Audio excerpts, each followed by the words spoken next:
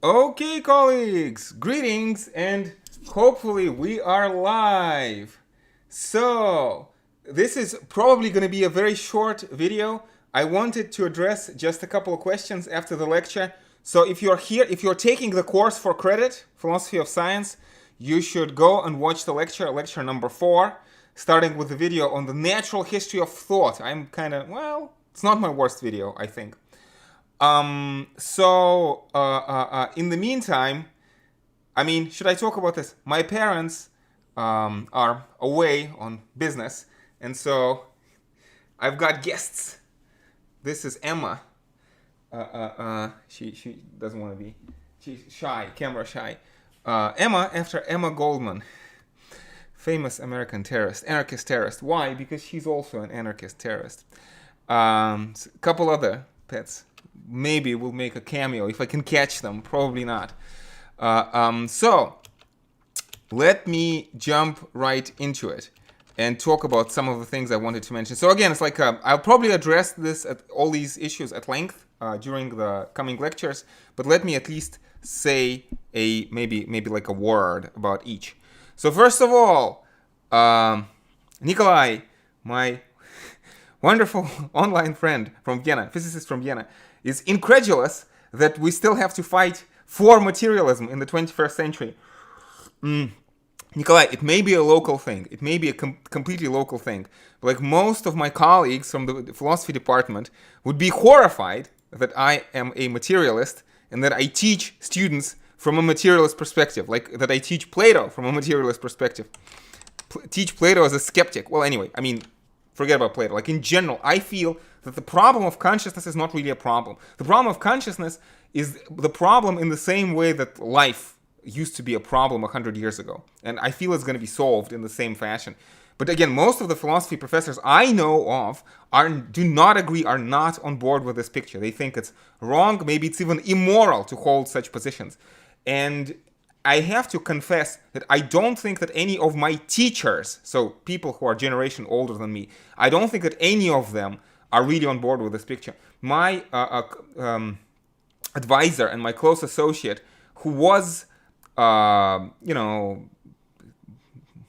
would say Derridian Marxist, but who read Marx through the perspective of Jacques Derrida, he was horrified of my materialism. Being a Marxist and a Derridian, he was horrified of my materialism. Maybe this has to do with the way things work in philosophy today. No, I mean there are academic philosophers who are who I would say I'm in basic agreement with, people like Daniel Dennett, for example. But Dennett was like supposed to be this extravagant, extreme case when I was myself a philosophy student. I'm very happy I'm no longer a student. Part of the torture of being a student was having to, fight against what I thought was windmills. I feel now I'm pursuing interesting questions, and there are genuine open questions I feel worth pursuing. But fighting against windmills of teleological worldview, I don't think is a worthwhile task. But I had to do it all the years I've studied. I don't envy that. It's like I don't have a lot of good memories. I feel like in general, the university system, like it's good if it doesn't interfere with your studies. Like most of the time, I mean, school is probably just about indoctrination.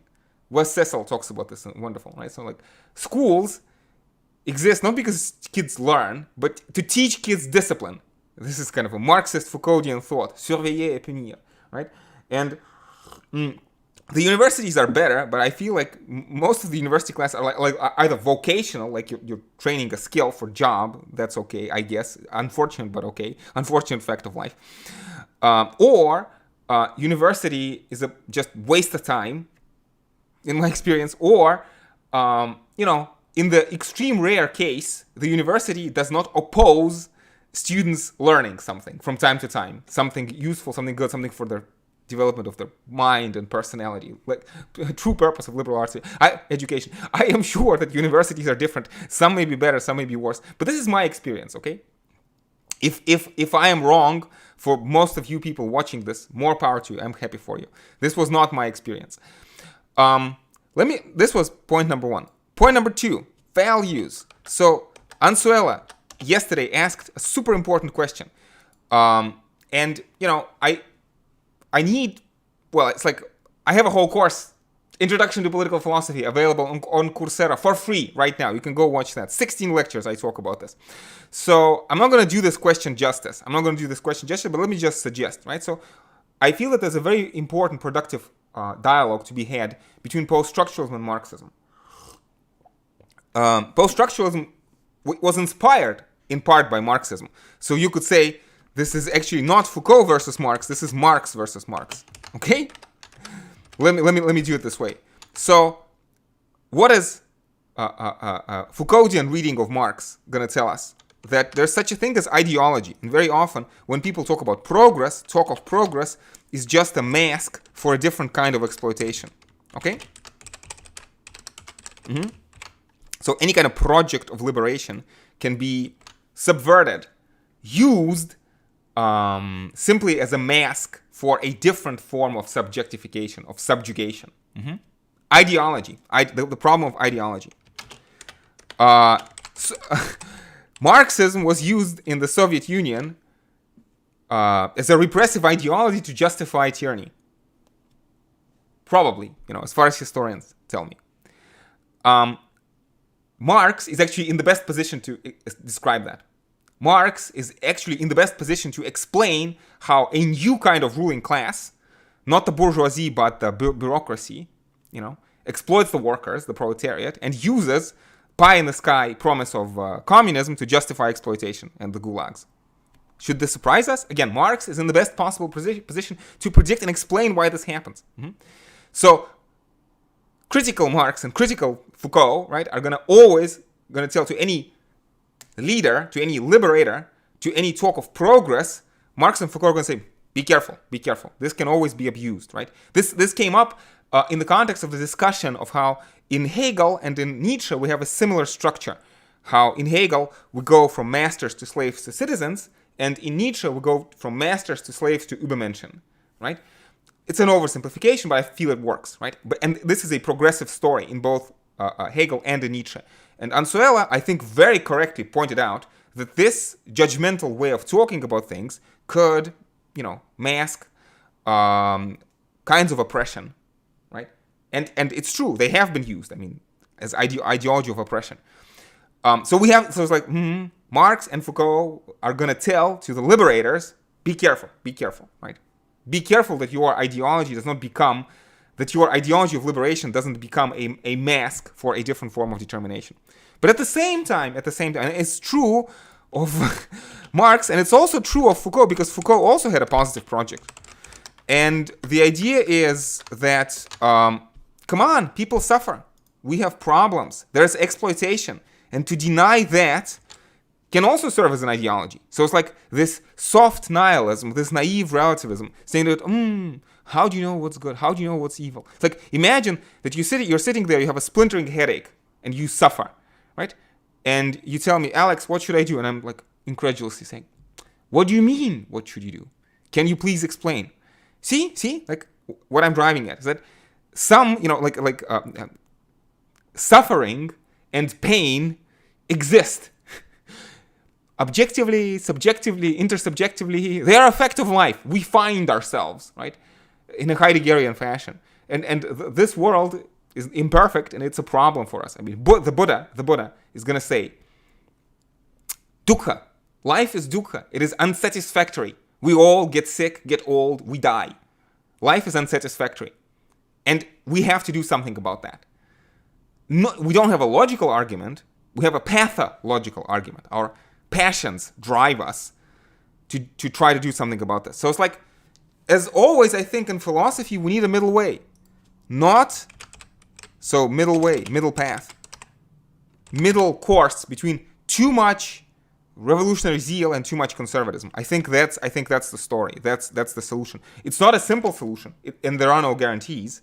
But I feel that we have to try. This is my short answer to Anzuela. And thank you once again, Anzuela, for a wonderful question. And this is a real question. I think teleology is fighting against windmills. This is a real question.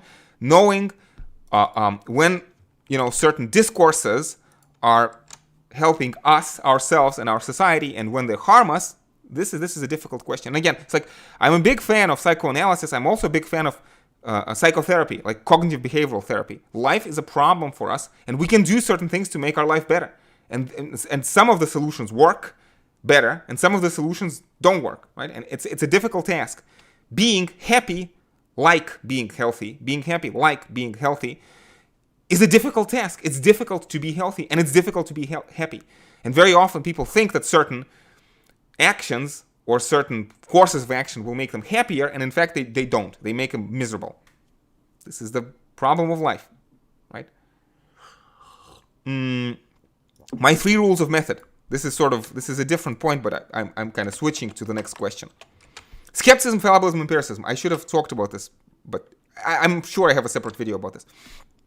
So by skepticism, I mean, a wonderful phrase, which I'm sort of taking from John Searle, that to do philosophy is to learn to question anything that a sane person takes for granted. Question the taken for granted. Actually, the phenomenologists call this epoché. Probably with an accent. Word doesn't know the word epoché.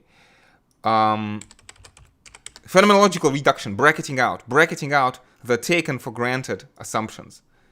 This is the task, the task of philosophy. Learn to question what any sane person takes for granted. It's not a simple thing to do, but we need to try. Like to ask questions which sound naive, like why do people wear clothing? Or why do we call certain things good? Or why do we hate, most of us, rotting meat? Right? Anyway, so epoché is a Greek word which means something like bracketing out. Second rule, fallibilism, is that know about your beliefs that they could be wrong. Human mind is limited. As Socrates says, I know that I know nothing. This is a militant agnosticism on my part. I do not know the truth, and you don't either. And it's like, the problem is that even if somebody knows, it's not clear what would count as knowing truth with a capital T. Because if somebody talks to you and says, look, I'm a prophet, I know truth from God, why would you believe them? Hobbes would tell you, human beings can err, human beings can lie, human beings can be mad. What would be your reason for trusting them? It seems that there's a certain kind of misuse of language and violence whenever people claim this kind of authority. Again, more to be said about this, but I want to keep this Q&A short. Empiricism. Yes, it's like pay attention to the phenomena very carefully. And especially, I feel that this is supposed to be a good argument against taking logical arguments too seriously. Sort of my examples of bad logical arguments would be, let's say Anselm's ontological proof, which I think is one of the worst arguments in the history of arguments. Or let's say Pascal's wager. This would be another example of the worst arguments in the history of arguments. Pay attention to the phenomena, to the things as they present themselves. And a good example, I feel, I'm not sure, but as a non-expert, I'm very impressed. Well, I'm impressed by Heidegger. I'm impressed by Freud. But I'm very impressed by David Hume. And I'm very impressed by actually Jean Piaget. And I feel that even though these philosophers at times were wrong, sometimes even maybe very wrong, a lot of things they got right because they paid very close attention to the phenomena. They paid very close attention to the way things present themselves, as opposed to relying on these, rationalistic style arguments versus Descartes maybe also as well. Cartesian rationalism. Okay. So Call Me Shibboleth asked me to talk about Marxist epistemology. Next question. It's a very good question. I'm not sure. It's like, well, first of all, I think that I am a Marxist. I am happy to call myself a Marxist. Most people who call themselves Marxists, I would probably not even shake hands with. That's okay. Marx was not a Marxist. Heidegger was not an existentialist. Jesus was not a Christian. Buddha was not a Buddhist. Epicurus was not an Epicurean. It's okay. Plato was not a Platonist. That's the history of philosophy for you. I feel that most people who think that they are Marxists are wrong and misunderstand Marx. But it's okay. I'm going to call myself a Marxist because I want to take the legacy of Marxism back. It's like Marx, for my money, is more complicated than quantum mechanics. Most people don't understand quantum mechanics. Why would you expect most people to understand Marx? This is my short rundown. So anyway, so Marxist epistemology. I don't, call me Shibboleth. I don't actually think that there's such a thing as Marxist epistemology. And whenever I come across something like that, I'm kind of incredulous. So I think in general, there's epistemology and there are lessons in epistemology. And the important names in classical epistemology would be people such as David Hume and Immanuel Kant, who will talk about the active character of perception, how perception is part imagination. We don't see the world as it really is, but the world is partly constructed by our mind. But then Hegel and Heidegger are going to talk about how actually our perception is not just structured by the way our mind works, but also by the way our culture works. So these would be, Hume and Kant talk about, if you want, natural categories of perception. And Hegel and Heidegger talk about cultural categories of perception. So Hume and Kant would say, we see the world in space or in time. Space and time do not necessarily exist in and of themselves. It is a way in which human mind structures the experience. Hegel and Heidegger are going to talk about how, saints or kings or policemen don't exist in and of themselves. It is a certain way in which the culture shows certain things to us, right? And so I want to then continue on and say, Nietzsche, Freud, and Marx, coined by Paul Ricoeur, hermeneutics of suspicion. Nietzsche, Freud, and Marx would teach us to see effects of power, how perception is power-laden. So I want to say that Marxist epistemology exists within this context. Marx is a part of this general dialogue.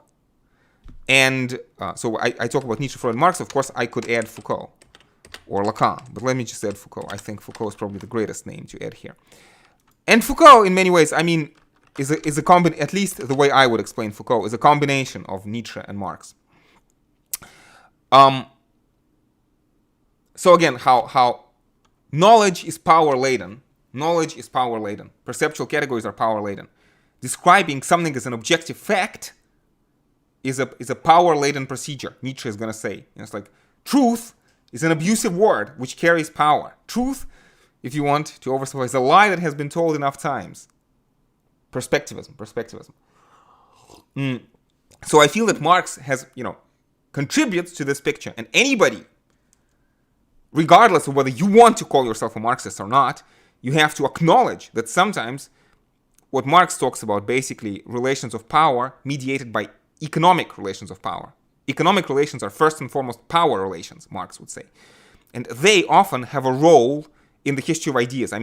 One example, Marx says that the ruling ideas in most epochs are usually the ideas of the rulers. Why? Because it is the rulers who have the free time to think, and it also the rulers who have the resources to spread and perpetuate and propagate their ideas. I feel it's a basic, true insight. It's like, as far as I can tell, it's a true insight about human history. Small t, true.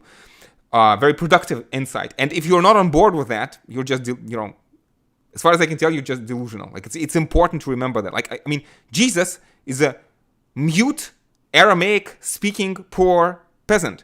I have a lot of respect for his message, but part of my respect for the message of Jesus is understanding that it was corrupted by the rich and the powerful who decided how to read Jesus, how to write down his words, in what language, how to interpret that. Again, the Bible is not written. The New Testament, the words of Jesus, are mostly preserved in Greek, not in Aramaic, which Jesus spoke. Like, again, if you're a Marxist, you should be attentive. If you're a Marxist, you should be attentive to that. If you're not a Marxist, you should be attentive to that. So I feel that it's like there's a potential for misinterpretation. The way that the usurping Roman emperor, should I call Constantine a mass murderer? Technically he was. A lot of people died because of him on his way to power. But, should you trust Constantine's interpretation of the Bible? It was him. Constantine was instrumental in establishing the canon of the official Christianity, which books to include in the Bible and how to read them. Is that innocent? Well, You understand? This is what Marxist epistemology means for me. And it's like, it's a contribution of Marx to our general understanding. Let me also talk about, I'm planning to do a video on the Vedas. We're going to talk about the Vedas tomorrow in the World Intellectual History. It's, maybe, if I have time, I'll record something today or tomorrow. I hope. But, part of the insight that I have by reading Marx and Foucault in teaching a course like History of Western Philosophy or World Intellectual History is being attentive to power structures. It's like we talk about how, let's say, there's this interesting transition. Karl Jaspers talks about this. Karl Jaspers or Yehezkel Kaufman talk about this transition to a moralistic, moralizing worldview. So Kaufman or Jaspers. And how, let's say, in the old Mesopotamian stories of the flood, the gods decide to destroy humanity because the gods humans are too noisy and they don't let gods sleep at night. And so gods get angry and decide to, through flood, to destroy humanity. But then in the biblical story, it gets reinterpreted. No, God is a good and righteous God, and he's punishing humanity for sins. Is this an innocent transition? Like, for Kaufman and Jaspers applaud this, and I find something valuable in Kaufman's and Jaspers' analysis, but I also want to disagree because I don't think it's progressive. I think it's, as a Marxist, I think it's abusive and ideological. It's ideological indoctrination. Religion being deployed to increase efficiency of exploitation. And I feel that it's like when we do World Intellectual History, History of Western Philosophy, we have to remember that ideas have political implications, and ideas throughout the ages have been used for those kinds of purposes. Or again, we're going to talk about the Vedas tomorrow, and the Vedas, among other things, they talk about the importance of the Brahmins, right? Of the Brahman caste, how the Brahmins perform, the priests perform sacrifices, and these sacrifices make the world go round. Like, if you are a peasant, you have a role to play in society. You should gather the crops so that you can pay taxes, so that the priests can make sacrifices to make the universe continue. That's ideological. And we have to understand it's ideological. It's a justification of the rule of the priests and of the nobles over the peasants. I don't want to, it's like in a Hegelian fashion, I want to introduce at least an element of conservatism. I also think that Marx was conservative, because Marx would not say, oh, this was evil, the evil ancient priests, culture be damned. That's not what Marx says. Marx has this maybe notion of, necessary evil, the logic of history's progress. You cannot jump stages, Marx is going to say. We are hoping that we evolve towards a more egalitarian society, which will enable, again, as Marx says, the free development of each is a condition for the free development of all. But we haven't gotten there in a single snap, right? I don't want to say, it's like, again, I don't think Marx would just say that religion is bad. Marx does not say that, right? Marx says religion is the opium of the people. Opium is taken freely because it helps dull the pain. People are not to blame for taking opium because life is hard. And the peasants maybe are happy to hear this ideological lie that they are helping sustain the world. But it's not their fault. It's not their fault. And maybe we can do better. But doing better is not automatic. This is the conservative element in Marx. This is Marx's scientific socialism as opposed to utopian socialism. Utopian socialism would say, oh, people are just evil. Let's stop being evil and be good and everything's going to be fine. Marx says, no. Evil is a function of the social arrangement. Feudal arrangements are abusive, not because feudal lords are evil, but because, this is the logic of history. This is the logic of efficiency, of competition. Capitalists exploit the workers because they are also slaves to the coercive laws of market competition. It's not a free choice, ultimately, Marx would say, of the bourgeoisie to exploit the workers. They are forced to exploit the workers by the coercive laws of competition in the market. And so the priests, in some sense, are forced. It's an illusion, but it's an illusion which has objective causes. Marx talks about this camera obscura, right? In the German ideology, how ideology is a natural outgrowth of the position of people in the social division of labor. It's like, again, if you're a bourgeois and you decide that you are an evil exploiter, well, probably you stop being a bourgeois. So there's a certain kind of selection pressure. Only those people remain the bourgeois who are capable of explaining to themselves why maybe it's good that they're bourgeois, why maybe it's good and natural that they exploit the workers, or actually maybe they don't exploit the workers. So it's a systematic illusion. It's a systematic illusion, which is like objectively produced by a certain kind of mechanism that has to do with our position in society. So it's like, does this count as Marxist epistemology? I don't know. I'm not sure. It's like, I don't think that there's a separate Marxist philosophy of science. I think if you read Thomas Kuhn is basically compatible with what Marx is saying. And Marxists can learn from Kuhn, and Kuhnians can learn from Marx. So I feel that there's it's not like a Marxist epistemology, but certain Marxist insights are productive, valuable for epistemology. But at the end of the day, again, the way we teach our courses in our departments in which I teach, for example, this wonderful course in sociological theory, or courses in international relations, in a course in international political theory, we talk about these different perspectives in dialogue with one another, and each perspective brings something to the table. So something along those lines. I could talk about this more. Shibboleth, thank you for your wonderful question. By all means, feel free to, ask it again or ask it differently. I'd be more than happy to comment on this more. I will keep your question in mind for the time when I'm going to be doing lecture on Marx. Maybe I'll have something more to say about that. Anyway, I feel that we should probably be finishing with the stream. I think I've addressed all the questions I wanted to. So just as a little Easter egg, I'm gonna double check if I can find some of the other denizens of my small abode.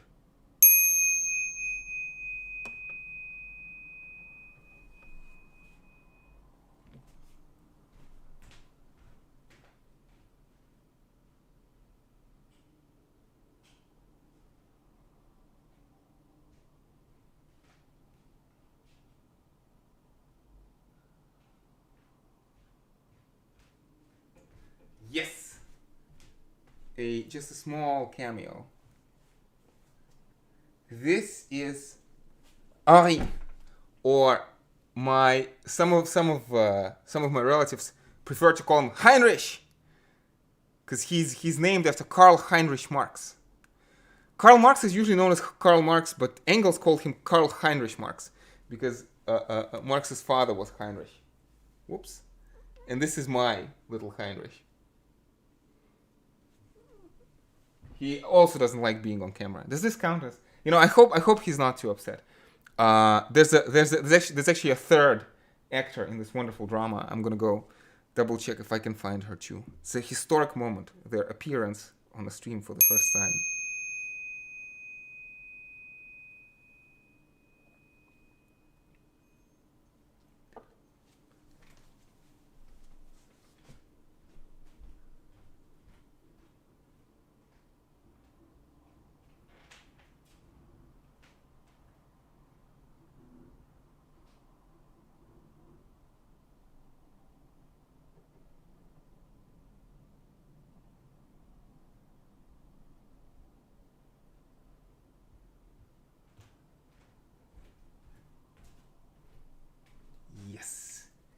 And this is Ninel. She's my oldest cat. My dear beloved daughter. I think she's 10 years old now. She's getting fairly old. She doesn't like being on camera. Ninel. Ninel is a wonderful Soviet name. It's Lenin in reverse. Oops. Sorry. I'll give her a treat as a compensation. Anyway, okay, colleagues, I hope this was fun. I hope I answered some of the questions. And until next time, stay safe and take care.